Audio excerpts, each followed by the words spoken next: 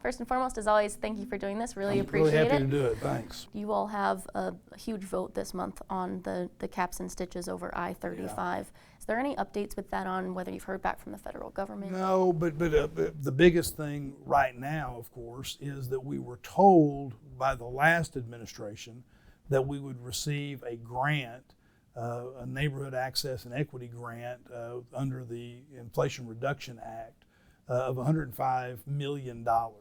One of the things that's happened in the House, in the way they set up the Budget Reconciliation Act bill, is they've asked different committees to come back with your how you're going to cut so that you can get to that, get to the reconciliation.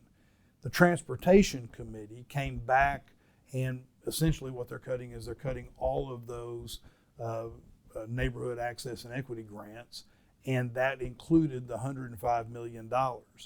The way that will work is it came out of that committee. Ultimately, all of the committees will put it together in one House bill, and then the House will have to vote on that. Of course, you're going to have the same thing in the United States Senate. They'll have to work on that. So moving forward, is it safe to say that you all are going to have to operate on the notion that the city very well might not receive that grant? I think there's no question we have to operate on that. There's always hope.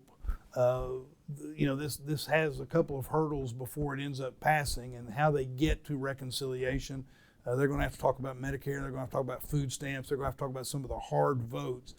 But I think it's probably smart on our part to be making our decisions with the anticipation that that kind of grant won't be there.